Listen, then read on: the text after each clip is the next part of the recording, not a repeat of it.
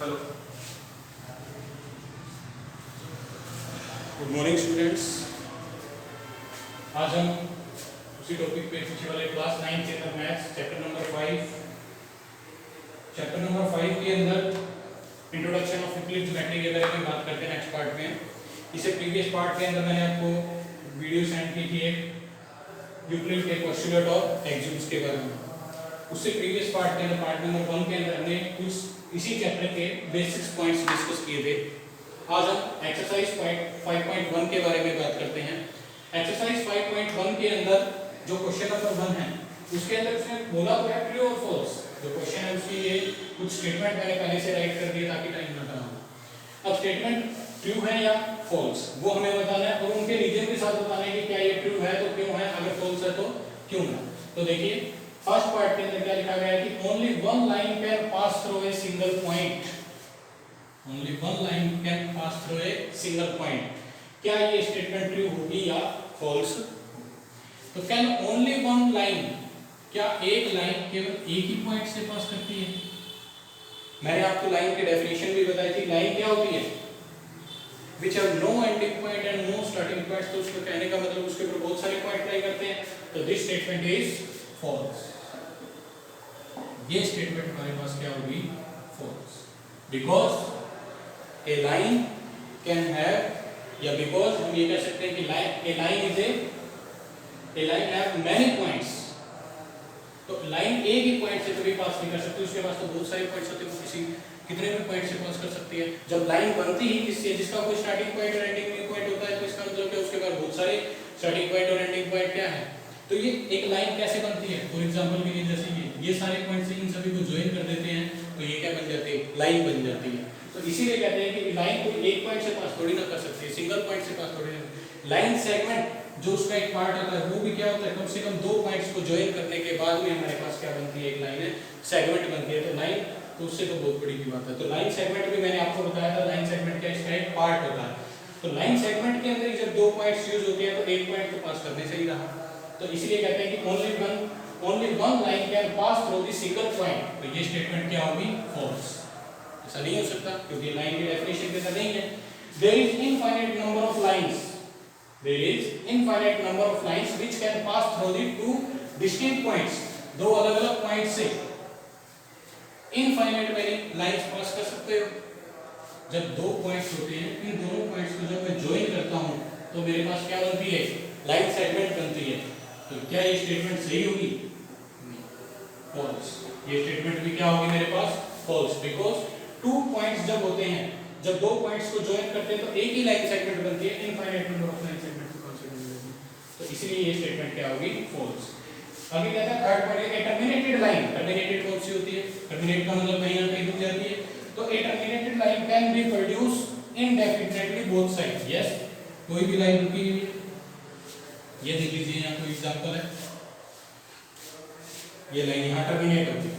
Terminate होने का मतलब इसका स्टार्टिंग पॉइंट भी है और इसका एंडिंग पॉइंट। कहने के लिए हम क्या कह सकते हैं?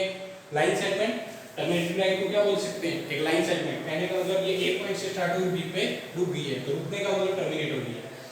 Can be produce indefinitely. हाँ, इसको हम आगे तक कहीं पर भी प्रोड्यूस कर सकते हैं, इसको भी आगे तक कहीं पर भी प्रोड्यूस कर सकते हैं। ए पॉइंट की साइड से भी हम आगे तक कहीं पर भी प्रोड्यूस कर सकते हैं, बी पॉइंट की साइड भी हम इसको कहीं तक भी प्रोड्यूस कर सकते हैं। इसका मतलब तो यही है कि इसको आगे तक कहीं पर भी बढ़ाया जा सकता है।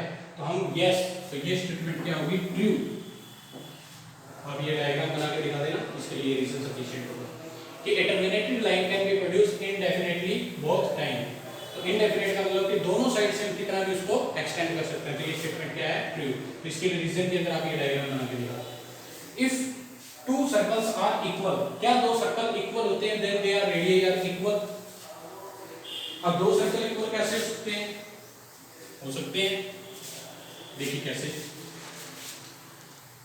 अगर उन दोनों, ये भी एक सर्कल है, ये एक दूसरा सर्कल है, मान लीजिए इसकी रेडियस, ये कोई सेंटर पॉइंट सी है, इसकी रेडियस r1 है, इसका भी कोई सेंटर पॉइंट O है, बट इसकी रेडियस सेंटर दोनों का सेम है, यहाँ पर भी c है और यहाँ पर भी रेडियस क्या है? r1। तो क्या दोनों की रेडियस सेम है तो क्या सर्कल सेम होगा? यस। तो हम कह सकते हैं कि if two circles are equal, अगर दो सर्कल इक्वल है तो उनकी रेडियस क्या होगी? सेम होगी। ये कंडीशन होती है, जैसे अगर रेडियस सेम होगी तभी वो सर्कल क्या होगा? सिर्फ दोनों सर्कल क्या हो जाएंगे, सेम। तो ये स्टेटमेंट भी क्या हो जाएगी मेरे पास, ट्रू।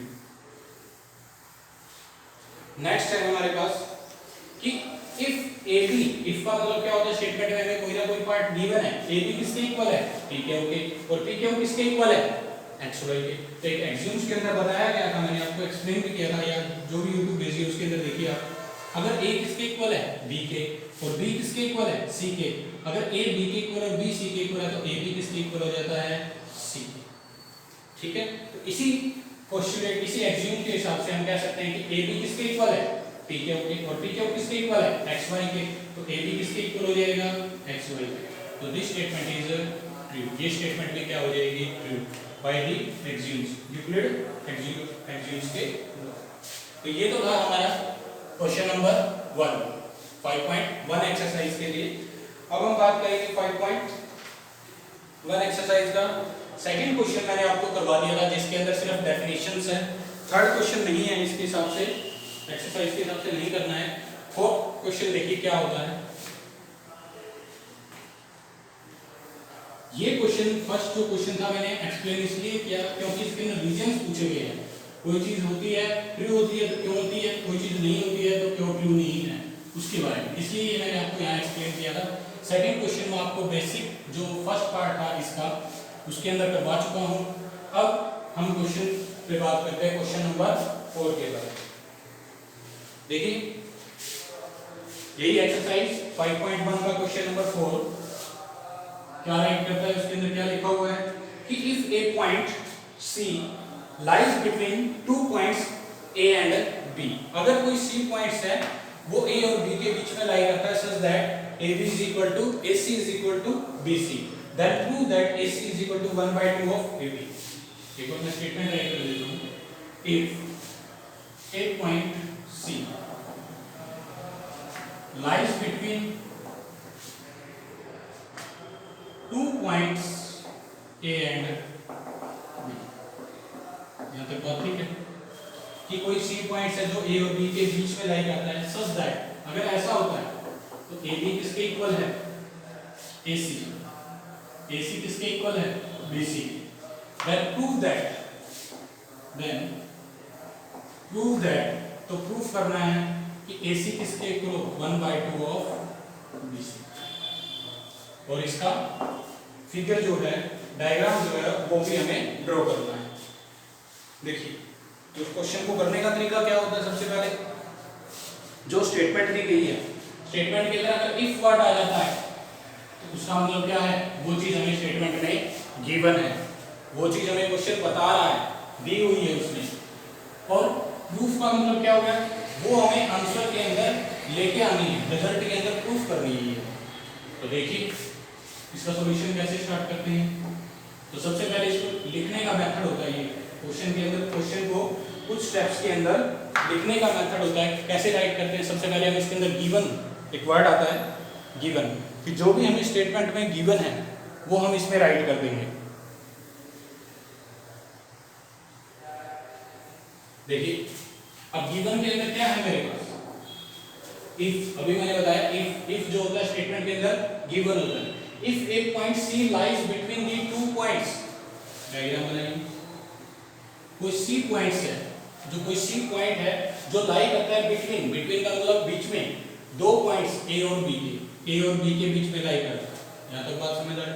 अब कहता है कि ऐसा अगर होता है तो एक AC किसके इक्वल है, BC के। मुझे क्या गिवन है कि C point C lies between A and B, A और B के बीच में लाई करता है, तो AC किसके इक्वल आ गया, BC के। यहाँ तक बात ठीक थी। अब इसको दूसरा स्टेप क्या होता है लिखने का, प्रूव दैट। जब प्रूफ वाले क्वेश्चन आते हैं तो ऐसे लिखते हैं, प्रूव दैट, या प्रूफ हमें क्या करना है, ये इसमें लिखा हुआ है AC is equal to 1/2 of BC। ये कुछ क्वेश्चन को करने के स्टेप होते हैं, जैसे अगर क्वेश्चन दिया गया है ऐसे इस फॉर्म के अंदर तो हमें प्रूफ लिखना होता है, गिवन लिखना होता है, डायग्राम बनाना होता है। तो ये इसके एग्जामिनर जो होता है वो हमें मार्क्स देता है कि उसने क्वेश्चन इस तरीके से किया हुआ है, स्टेप से किया हुआ है, ये स्टेप्स होते हैं। तो प्रूफ के बारे में लिख दिया। अब हम इसका सॉल्यूशन स्टार्ट करते हैं। ये होगा प्रूफ।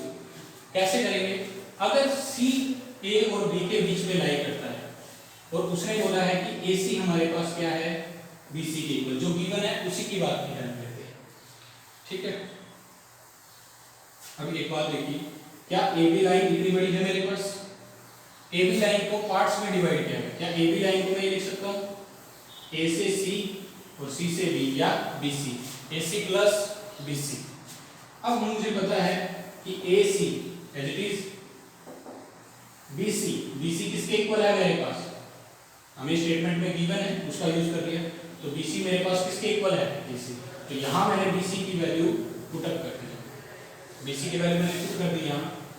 ये देखिए बी सी किसके इक्वल था? ए सी। ये स्टेटमेंट में मुझे गिवन था तो मैंने इसकी हेल्प ली। तो 1 ए सी और 1 ए सी कितने हो गए? 2 ए सी। यहां तक बात समझ आई। अब ए बी की वैल्यू मेरे पास कितनी आ गई है? 2 ए सी। क्या ये 2 मल्टीप्लाई में इधर आएगा तो डिवाइड, क्या हो गया क्वेश्चन प्रूफ? यस। क्या इसको मैं ऐसे राइट कर सकता हूं? 1/2 of A B is equal to it, hence proof. ये मैंने क्वेश्चन समझ में आया होगा। देखिए एक बार दोबारा एक्सप्लेन कर देता हूं। 8th क्लास से जब आप 9th क्लास में हैं तो आपके लिए ये टॉपिक थोड़ा नया है। कैसे? तो स्टेप आपको ध्यान रखने हैं। सबसे पहले मैं राइट क्या करना है? गिवन, प्रूफ, और फिर उसका एक्चुअल में प्रूफ क्या करना है मुझे वो देखिए। तो गिवन में हमें स्टेटमेंट था, स्टेटमेंट में हमें ये चीज पता थी कि ये जो सी पॉइंट है, इफ का मतलब क्या होता है? गिवन। तो सी पॉइंट कहां लाई करता है? 2 पॉइंट्स ए और बी के बीच में। तो वैसे ही मैंने अपना डायग्राम ड्रॉ कर दिया। तो AC किसके इक्वल है? BC के इक्वल है। देन प्रूफ क्या करना है? ये स्टेटमेंट गिवन है कि AC is equal to 1/2 of BC। तो इसका मतलब proof AC is equal to BC है, तो ये इसका मैं यूज करता हूं। तो क्या इस पूरी लाइन को मैं क्या लिख सकता हूं? AB है तो ये 2 पार्ट में डिवाइड होगी है, AC प्लस CB या BC। और BC की वैल्यू किसके इक्वल है? AC के। ये भी 1AC और ये भी 1AC, 1AC और 1AC 2AC, 2 मल्टीप्लाई में है, इधर आके वापस डिवाइड में हो जाएगा। इसको कैसे राइट किया जा सकता है? 1/2 of AB is equal to AC। यही मुझे प्रूफ करना था। अब प्रूफ तो यही करना था, बट यहाँ क्या है? BC, और AC किसके इक्वल है? BC के। तो आप यहाँ BC से भी कर सकते हो। एक्चुअली मैं यहाँ प्रूफ लिख दिया, तो यहाँ क्या आ जाएगा? BC भी आ जाएगा। क्यों? AC किसके इक्वल है? BC के। अब इसका एक दूसरा भी दिखा देता हूँ आपको। जैसे आप अगर बाई चांस यहाँ AC आ जाता तो भी आप ऐसे ही करते, BC आता तो भी आप ऐसे ही कर सकते थे। अगर BC आ जाता तो कैसे करते? देखिए यही कर लेते हैं। देखिए क्या है कि सबसे पहले मैं क्या लिखता कि AC is equal to BC। ये बात ठीक है। तो AB को क्या लिखा जाता? AB इज इक्वल टू वही AC प्लस BC। मैंने 2 क्वेश्चन आपको करके दे दिए यहाँ। AC is equal to 1/2 AC आ जाए तो भी वही रिजल्ट आएगा, सेम वही प्रोसेस करना होगा। अब हमें लेके क्या आना है? BC। तो यहाँ क्या रखेंगे? BC प्लस BC इसके, ठीक है। तो AB इज इक्वल टू कितना हो गया? 2BC हो गया। 1/2, 2 मल्टीप्लाई में आके डिवाइड में हो गया, तो 1/2 of BC।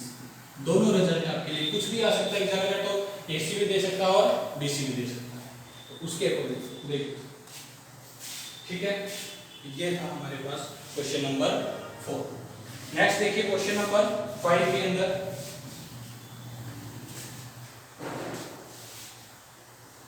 Question number 5 read कीजिए। क्या क्या स्टेटमेंट हमें दी गई है? एक्चुअल मीनिंग क्या है स्टेटमेंट का? क्वेश्चन नंबर 5 के अंदर क्या है? इन क्वेश्चन 4, मतलब क्वेश्चन 4 का ही यूज करना है। क्वेश्चन 4 का यूज करते हुए point C is a card, उसने लिखा है कि पॉइंट, पहले वर्ड में लिखा है कि इन क्वेश्चन 4, ये लिखा point C is called mid point of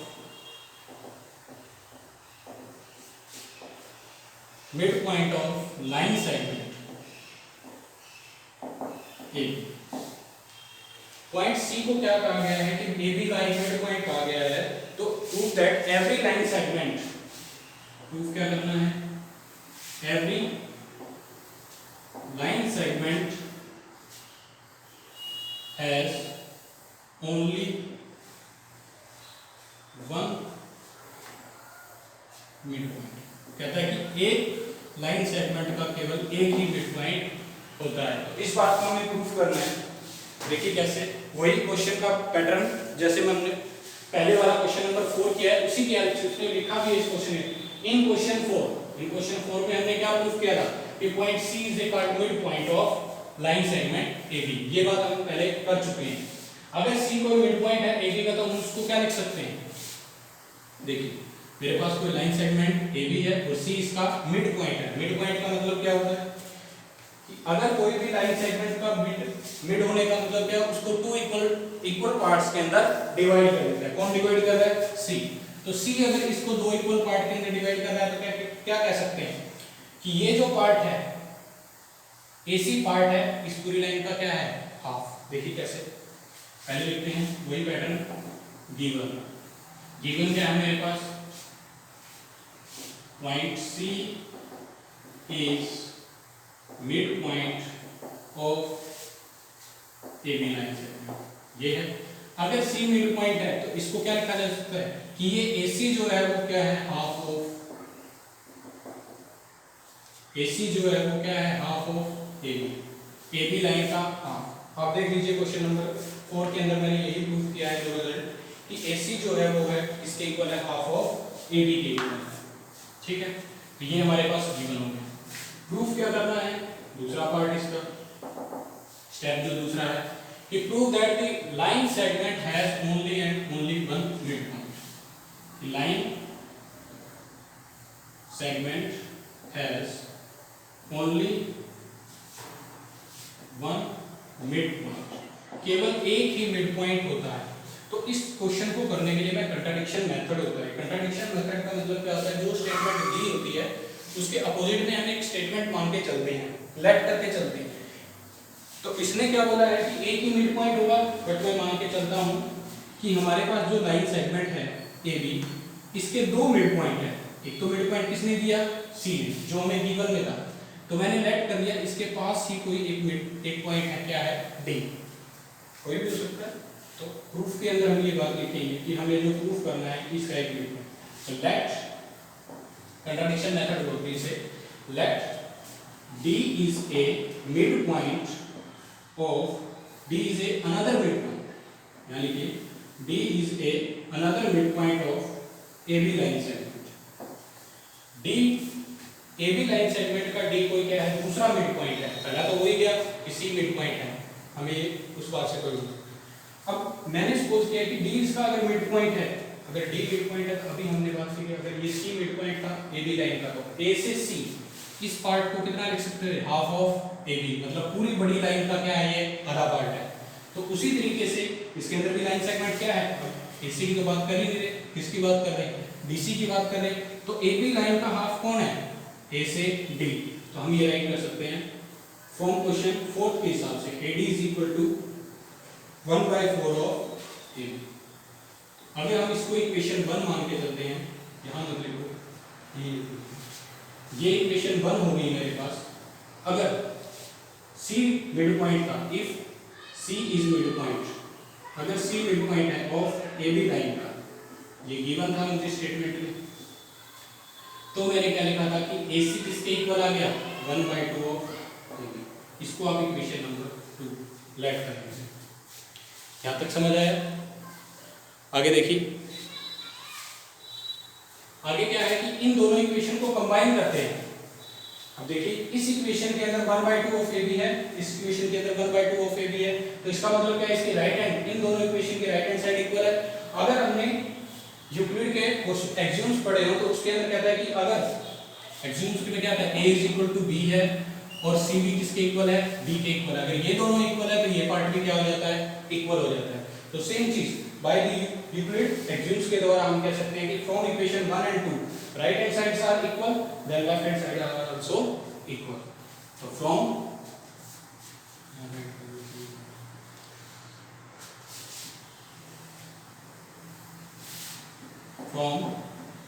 equation 1 and 2, 1 और 2 के हिसाब से हम क्या बोल सकते हैं कि AD is equal to AC। इसका मतलब क्या हो गया? अगर AD पार्ट AC के इक्वल है, अब देखिए A से D ये लेंथ है, कुछ ना कुछ भी हो सकती है, और ये भी A से लेकर C तक कुछ ना कुछ लेंथ हो सकती है। कहने का मतलब ये दोनों लेंथ क्या है, AD किसके इक्वल है, AC के इक्वल। ये दोनों लेंथ क्या है, बराबर है। तो कहीं ना कहीं D पॉइंट जो है वो इतना और C पॉइंट आपस में एक ही पॉइंट पे होंगे। तो इसका मतलब क्या हो गया, point D and C are coincident. Coincident का मतलब क्या होता है, एक पॉइंट दूसरे पॉइंट के ऊपर लाई कर जाए। तो हम कहेंगे कि पॉइंट डी और सी एक ही पॉइंट के ऊपर है। तो कहने का मतलब इन दोनों का ये क्या है, एक ही पॉइंट है, एक ही पॉइंट है। तो इसलिए हम कह सकते हैं कि एक लाइन सेगमेंट जो AB थी हमारे पास, इसका केवल एक ही मिड पॉइंट है। तो ये बात हमने प्रूव कर दी है। Then we can say that a line segment has only one midpoint. ठीक है, ये हमारे पास रिजल्ट प्रूव हो जाता है। देखिए एक बार दोबारा एक्सप्लेन कर रहे हैं कि इसमें गिवन क्या है, वही स्टेप के अकॉर्डिंग करना है कि गिवन प्रूफ फिर हमारा प्रूफ आंसर की जरूरत है। तो गिवन में क्या है कि पॉइंट C मिड पॉइंट था AB का, तो मैंने कैसे राइट किया, AC = 1/2 ऑफ AB। ये रिजल्ट कहां से आया, फ्रॉम इक्वेशन 4 के हिसाब से। और वैसे भी आप देख लीजिए, नॉर्मल सी बात है कि एक लाइन सेगमेंट है, उसका मिड पॉइंट क्या है, C। अगर ये इसका मिड पॉइंट है तो ये जो पार्ट होगा AC पार्ट होगा पूरी लाइन का हाफ कह सकता हूं इसको। फिर आगे प्रूफ में उसने क्या बोला है कि line segment has only one point. Line segment का क्या है, केवल एक ही मिड पॉइंट है। पूरी लाइन सेगमेंट क्या है, AB। तो इस बात को मैंने प्रूफ करने के लिए इससे अपोजिट बात लेट कर ली कि मैंने मान लिया कि D इसका कोई दूसरा मिड पॉइंट है। और करना क्या है, आखिर में रिजल्ट क्या लेके आना है, इन दोनों को एक ही पॉइंट बनाना है। तो A से D और A से C को मुझे क्या करना है, इक्वल प्रूफ करना है कि दोनों लेंथ क्या आ जाएंगी, इक्वल आ जाएगी। देखिए कैसे, लेट करते हैं कि D is a mid point of AB। अगर D मिड पॉइंट है, अगर D मिड पॉइंट है AB का, तो C का कोई जिक्र नहीं। तो D अगर मिड पॉइंट है AB का, तो AD को क्या लिखा जा सकता है, हाफ ऑफ AB। और अगर C मिड पॉइंट है तो AC = हाफ ऑफ AB। क्या दोनों का राइट हैंड साइड इक्वल है, तो लेफ्ट हैंड साइड भी क्या हो जाएगा, इक्वल। तो हमने प्रूफ कर दिया AD डिस्टेंस किसके इक्वल है, AC के। तो ये दोनों डिस्टेंस इक्वल है, तो ये दोनों पॉइंट भी तो क्या होंगे, एक ही जगह होंगे। तो D कोइंसाइड कर जाता है C के ऊपर, मतलब D पॉइंट लाई कर जाता है C पॉइंट के ऊपर। Then we can say that a line segment has only one midpoint। तो केवल एक लाइन सेगमेंट का एक ही मिड पॉइंट हो सकता है। नेक्स्ट जो क्वेश्चन है हमारा, क्वेश्चन नंबर 6। देखिए क्वेश्चन नंबर 6 के अंदर स्टेटमेंट में क्या लिखा गया है,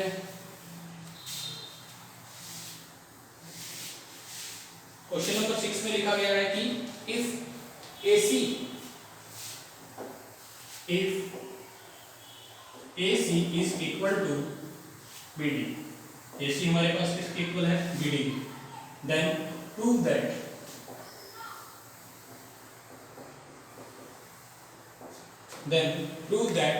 AB is equal to CD। ये प्रूफ करना। और एक लाइन सेगमेंट दी हुई है इसमें, इसके अंदर एक पॉइंट B है, दूसरा पॉइंट C है, A और B, ये चीज। देखिए वही स्टेप करना कैसे है, सबसे पहले क्या राइट करते हैं, गिवन। गिवन के अंदर हमारे पास स्टेटमेंट में क्या है, जो इफ लिखा होता है वो स्टेटमेंट के अंदर क्या है, गिवन AC = BD, यही बात गिवन है। Then prove that BD, proof करना, प्रूफ का पार्ट क्या है हमारे पास, AB = C। देखिए जो गिवन पार्ट है उसी का यूज करते हैं। AC किसके इक्वल है, BD। ठीक है, अब इस डायग्राम के अंदर देखिए A से C इतना ही पार्ट है, A से C, तो ये कितने पार्ट्स के अंदर, 2 पार्ट्स के अंदर डिवाइडेड है, AB + BC। तो आप AC को क्या लिख सकते हो, AB + BC। ठीक है, यहाँ तक।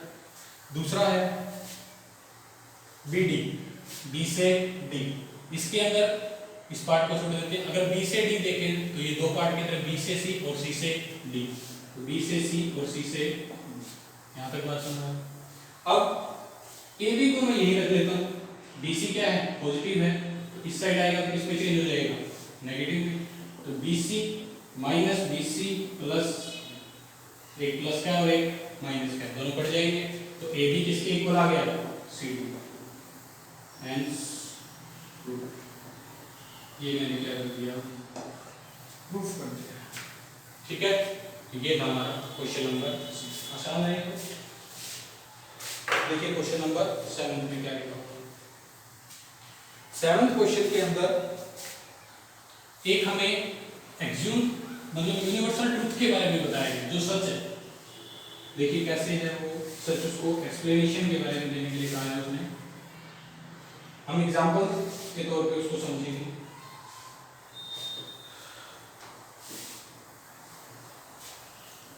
क्वेश्चन नंबर 7, क्वेश्चन नंबर 7 में क्या लिखा हुआ है, why is the axiom 5 in the list of Euclid axioms considered is the universal truth. Universal truth माना गया है एक्सियम 5 को। एक्सियम 5 क्या है वो आपको पता होना चाहिए। देखिए क्या है axiom 5, the whole is greater than the part.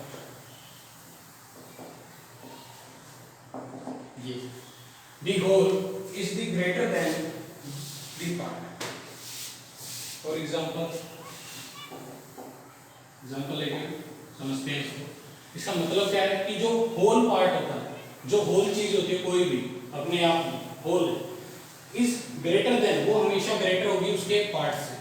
जैसे मेरे पास ये कोई बॉक्स है, इतना बड़ा बॉक्स है, इसके डायमेंशन या जो भी है, मैंने इसका इतना हिस्सा किसी को दे दिया, ठीक है, तो जितना मेरे पास बड़े वाला पार्ट था वो हमेशा बिग पार्ट था वो हमेशा ग्रेटर होगा किससे, स्मॉल पार्ट से या लार्ज।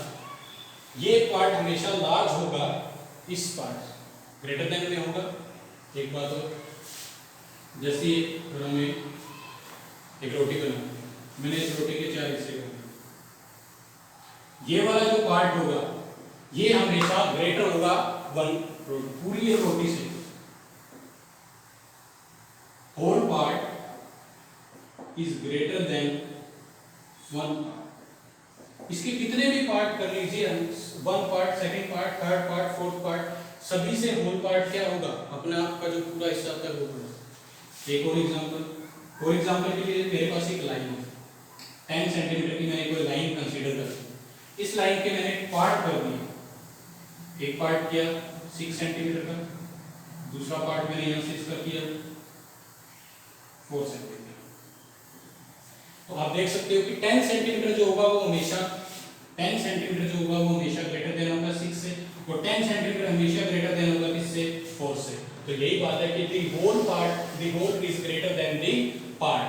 जो होल होगा मतलब अपने आप में जो पूरा भाग होता है वो हमेशा बड़ा होगा उसके एक छोटे से parts. This is a universal truth. कोई भी एक एग्जांपल लेके आप उसको एक्सप्लेन कर सकते हो। Okay, got it.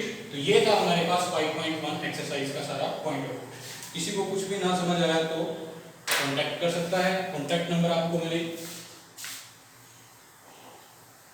लिख दिया है, देखिए 90345473। फिर भी किसी को कोई भी पॉइंट के अंदर कंफ्यूजन है तो आप एक बार वीडियो को पॉज करके लास्ट से देखना स्टार्ट कीजिए। फिर भी कोई कंफ्यूजन आपको समझ नहीं आता है तो आप इस नंबर पे कॉल कीजिए, कॉल करके कोई भी अपना डाउट पूछ सकते हैं इस सेक्टर के रिगार्डिंग। ओके।